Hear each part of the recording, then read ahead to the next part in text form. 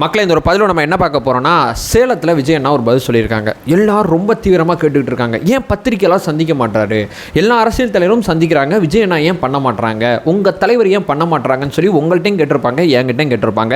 இந்த விஷயத்துக்கு பார்த்தீங்கன்னா தலைவர் விஜய் அவர்கள் சேலத்தில் பதில் சொல்லிவிட்டார் அப்படிங்கிறதான் நான் இங்கே சொல்கிறேன். எப்பப்பா என்ன, நான் லைவும் பார்த்தேன், அதுக்கப்புறம் ஃபுட்டேஜே மறுபடியும் பார்த்தேன், அதுக்கப்புறம் கட் பண்ணி போடுறாங்கல்ல அதுவும் பார்க்குறேன், இன்ஸ்டாலையும் பார்க்குறேன், யூடியூப்லேயும் பார்க்குறேன், ட்விட்டர்லேயும் பார்க்குறேன். இந்த விஷயத்தை விஜய் நான் சொன்ன மாதிரியே தெரியலையே, நீ எப்படி சொல்கிற அப்படின்னு கேட்டிங்கன்னா, டீகோட் பண்ணி பார்த்தீங்கன்னா உங்களுக்கு இந்த கேள்விக்கான பதில் இருக்கும். அதாவது தலைவர் விஜய் அவர்களோட பேச்சை 3 ஆங்கிளில் நீங்கள் பிரிச்சிங்கன்னா, ஆக்சுவலாக தன் மீது இருக்கக்கூடிய 7 விமர்சனங்களுக்கு நெத்தியடி பதில் சொல்லியிருக்காங்க. இது ஒன்று. ரெண்டாவது, திமுகவோட நிர்வாகத்தை வர மிக தெளிவாக அம்பலப்படுத்தியிருக்காங்க. ரெண்டாவது மிக முக்கியமானது. மூணாவது, டிவிகே விசஸ் டிஎம்கே அப்படிங்கிற இந்த போராட்டம் இருக்குது பார்த்தீங்களா, நம்ம ஒரு சண்டை செஞ்சுக்கிட்டு இருக்கோம்ல, இந்த சண்டை தான் களத்தில் இருக்குது அப்படிங்கிற அந்த நம்பிக்கையை பொதுமக்கள் மத்தியில் மிக தெளிவாக விதைச்சிருக்காங்க. உண்மையை மறுபடி அவர் டீகோட் பண்ணி பேசிக்கிட்டு இருக்காரு. ஏன் தெரியுமா, அது உண்மை, மற்றபடி வேறு எதுவும் இல்லை.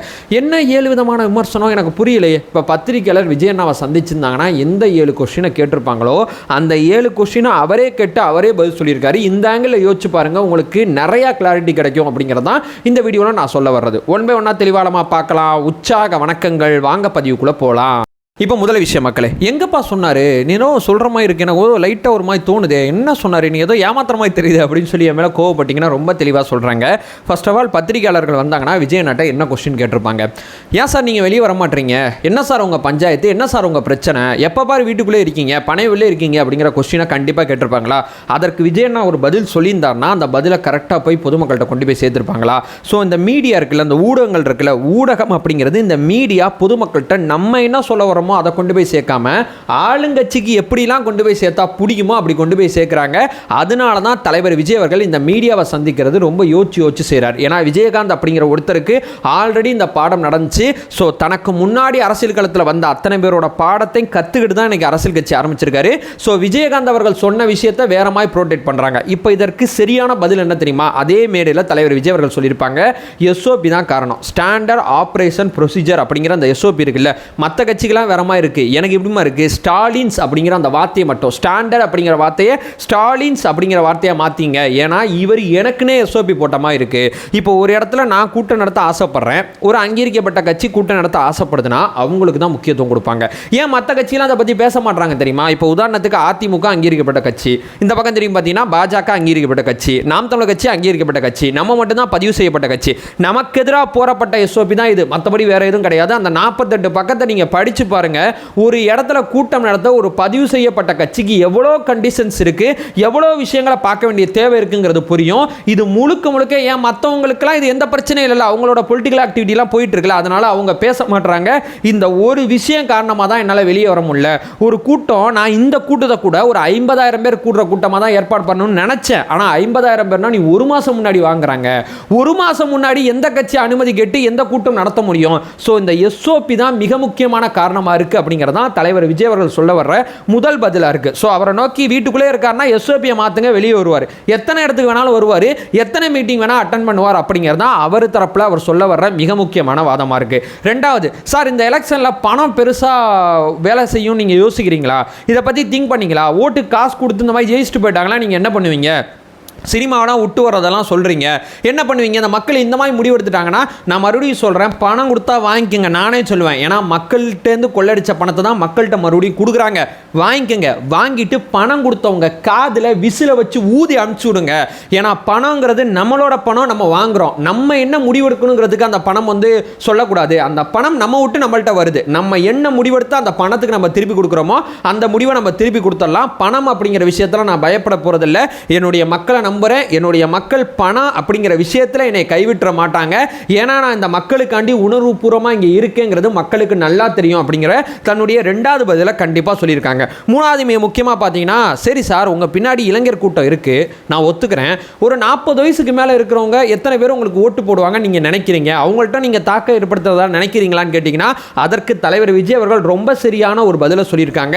ஆமாம், யங்ஸ்டர் கூட்டம் என்கிட்ட இருக்குது, அதில் மாற்று கருத்து இல்லை. 40 வயசுக்கு மேலே நான் தாக்க தாக்கத்தை ஏற்படுத்திக்கிட்டு இருக்கேன், அதுலேயும் மாற்று கருத்து இல்லை. ஆனால் இந்த யங்ஸ்டர் கூட்டத்துக்கு கீழே ஒரு கூட்டம் இருக்குல்ல, குட்டிஸ் கூட்டம், அந்த கூட்டம் மேலே இருக்கக்கூடிய 40, 45, 50, 60 வயசு இருக்கிறவங்கள்ட்ட எனக்காண்டி ஓட்டு போடுங்கிற பிரச்சாரத்தை அவன் மேற்கொண்டுகிட்டு இருக்கான். ஏன்னா என்னுடைய போராட்டம் அவனுக்கும் சேர்த்து தான், அந்த குட்டீஸுக்கும் சேர்த்து தான். ஸோ என்கிட்ட 2 கூட்டம் இருக்கு, அந்த 2 கூட்டத்தை வச்சு நான் ஜெயிச்சு காட்டுறேனா இல்லையான்னு பாருங்கிறதான் தலைவர் விஜய் அவர்கள் சொல்ற 3வது மிக முக்கியமான விஷயமா இருக்கு.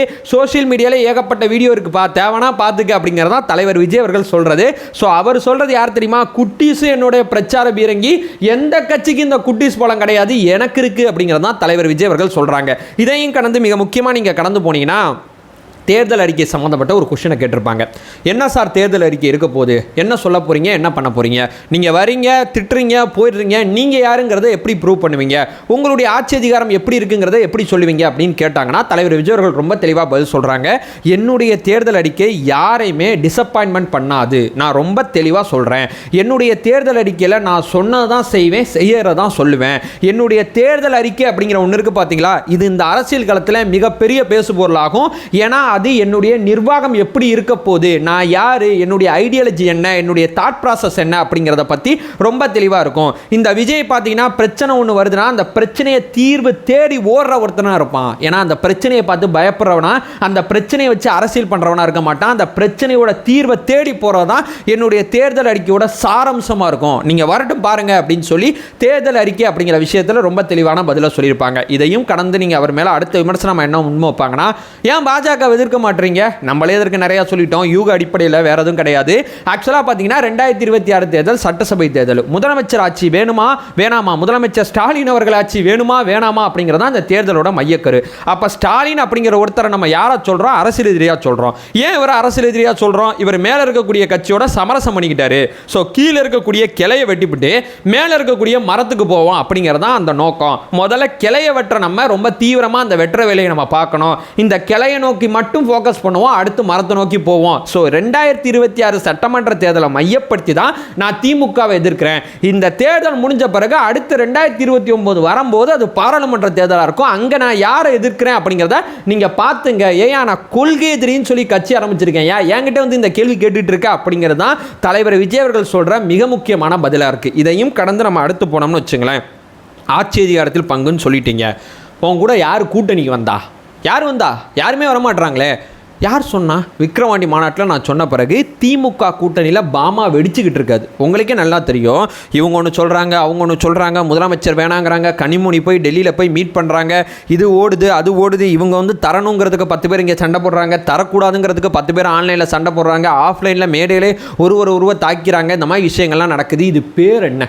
ஆட்சி அதிகாரத்தில் பங்குன்னு நான் சொன்ன பிறகு இங்கே நடக்கிற சினாரியோக்கும் எனக்கு சம்மந்தம் நினச்சிங்கன்னா உங்களோட முட்டாப்பைய வேறு யாரும் கிடையாது. இது அத்தனைக்கும் காரணகர்த்தா நான் தான். ஏன்னா நான் தான் இந்த விவாதத்தை அழுத்தம் திருத்தமாக ஆரம்பித்து வச்சேன் அப்படிங்கிறதான் தலைவர் விஜய் அவர்கள் ரொம்ப தெளிவாக சொல்கிறாங்க. அப்போ இந்த பக்கம் அதிமுகவில் என்ன நடக்குது? அதிமுகன்னு யாராவது சொல்கிறாங்களா?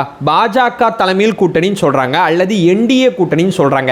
என்டிஏ அப்படிங்கிற சொல்லாடலை பயன்படுத்தும் போதே அதிமுக எங்கே போயிடுச்சுன்னு உங்களுக்கு தெரிய வேணாமா? திமுக கூட்டணின்னு சொல்கிறோம். திமுக கூட்டணிக்கு மதச்சார்பற்ற ஏதோ பேர் வச்சிருக்காங்க. மதச்சார்பற்ற கூட்டணி பேர் கூட ஞாபகம் இல்லை, திமுக தான் ஞாபகம் வருது. ஆனால் அதிமுகக்கு இப்படி வருதா? என்டிஏ அப்படிங்கிற வார்த்தை வருது பார்த்தீங்களா? அவங்க ஆஃப்டர் எலெக்ஷன்ஸ் பார்த்தீங்கன்னா ஜெயிச்ச பிறகு நம்ம ஆட்சி அதிகாரத்தில் பங்கு வாங்கிப்போங்கிற கான்செப்டில் இருக்காங்க. இவங்க ஜெயிச்ச பிறகு இவங்க ஏமாத்திடுவாங்க, இவங்க தரமாட்டாங்க, இப்பயே உண்டு இல்லைங்கிற பதிலை நம்ம கண்டுபிடிச்சா மட்டும்தான் நம்மளால் அடுத்து போக முடியுங்கிற ப்ராசஸில் இவங்க இருக்காங்க. ஸோ நான் 2 பேரை நோக்கி வச்சேன், 2 பேரும் அதுக்குள்ளே சண்டை நடந்துக்கிட்டு இருக்கு. நான் ஒரு விஷயத்தை சொல்லி என் கூட யார் வள்ளம் தான் நீங்கள் பார்க்குறீங்க. நான் சொன்னதுனால இந்த 2 பேருக்கு நடுவில் சண்டை நடக்கும் போதாங்க, சண்டை தானே வெளியே வருவாங்க. சண்டை நடக்குது, கூடிய சீக்கிரம் பாருங்க அப்படிங்கிறது தலைவர் விஜய் அவர்கள் சொல்கிற பதிலாக இருக்கும். நீங்கள் நல்லா யோசிச்சு பார்த்தீங்கன்னா தன் மேலே இருக்கக்கூடிய விமர்சனங்கள் அத்தனைக்குமே ஏன் மீடியாவை சந்தித்து பதில் சொல்லணும்? நான் முன்னாடி சொன்ன மாதிரி மீடியா தனக்கு தேவைப்படுற மாதிரி அந்த செய்தியை மாற்றி பொதுமக்கள்கிட்ட கொண்டு போகுது. நான் ஒரு மேடை போட்டு தன் மீது இருக்கக்கூடிய விமர்சனத்தை அவரே அட்ரஸ் பண்ணால் என்ன அப்படிங்கிற ஒரு பாலிடிக்ஸ் தான் அவர் முன் வச்சுக்கிட்டு இருக்காரு. நல்லா யோசிச்சு பார்த்தீங்கன்னா உங்களுக்கு இந்த ஆங்கிள் எல்லாமே புரியும். ஆக்சுவலாக பார்த்தீங்கன்னா இது வரைக்கும் இந்த மீடியாவை சந்தித்து பேசுகிறவங்க விமர்சிப்பாங்க, விமர்சனத்துக்கு பதில் சொல்லுவாங்க. இவர் மேடையை பயன்படுத்தி விமர்சிக்கிறாரு, விமர்சனத்துக்கும் பதில் சொல்கிறார். 7 விமர்சனங்களுக்கு பதில் சொல்லியிருக்காரு. இவர் என்னென்ன விஷயங்களை திமுக நோக்கி விமர்சிக்கணும்னு நினைக்கிறாரோ தலைவர் விஜய் அவர்கள் அத்தனை விஷயங்களையும் ஆணித்தனமாக தெளிவாக விமர்சிச்சிருக்காங்க. ஏண்டா நான் முன்னாடி சொன்னபடி இங்கே 2 பேருக்கு நடுவில் தான் போட்டி அப்படிங்கிற விஷயத்தையும் ரொம்ப தெளிவாக பிச் பண்ணியிருக்காங்க. ஸோ 3 மிக முக்கியமான கேட்டகரி அடிப்படையாக தான் தலைவர் விஜய் அவர்கள் தன்னுடைய பேச்சை முழுக்க கட்டமைக்கிறாங்க. அவர் மேலே அடுத்து நீங்கள் என்ன விமர்சனம் முன்வைக்கணும்னு நினைக்கிறீங்களோ விமர்சிங்க, உங்கள் பொதுவெளியில் வைங்க, அவர் அடுத்த மேடையில் உங்களுக்கு பதில் சொல்லுவார். இவ்வளோதான், வேறு எதுவும் கிடையாது. நீங்கள் போன மீட்டிங் எடுத்து பார்த்தீங்கன்னா கருத்து கணிப்பா அப்படிங்கிற மாதிரி ஒரு பிரச்சனை போயிட்டு இருக்கும்போது அது கருத்து கணிப்பு கிடையாது, கடுப்புல ஓட்ட கணிப்புன்னு சொல்லுவார். ஸோ தன் மீது என்னென்ன விமர்சனங்கள் தாங்கிட்ட என்னென்ன கேள்விகள் இருக்கோ அத்தனையும் பொதுவெளியில் வைக்கப்படும் போது அத்தனையும் பார்த்து விட்டு அவர் பதில் சொல்லி தாங்க இருக்கார். ஏன் மீடியாவை சந்திக்கணும்? என்னைக்கு தேவையா அன்னைக்கு போவார். அவர் வேற மாதிரி பாலிடிக்ஸ் மூவ் பண்ணுறாரு. புரியலைன்னா எங்களை மாதிரி தாவேகா தொண்டர்கள் நிறைய பேர் இருக்காங்க, பார்த்து கேட்டு புரிஞ்சுங்க அப்படிங்கிறது தான் நான் சொல்ல வர்ற பதிலாக இருக்குது. அதை சொல்லிட்டு இந்த வீடியோ நான் என் பண்ணிக்கிறேன். நம்ம சேனலை ஃபர்தராக ஃபாலோ பண்ணிங்கன்னா சார்ந்த மிக முக்கியமாக பல்வேறு விதமான விஷயத்தை நம்ம பார்த்துட்டு இருக்கோம். நம்மளோட ஒரே நோக்கம் அறியாமை அகற்ற வேண்டும், அறியாமை அகற்றப்பட வேண்டும். Thank you so much.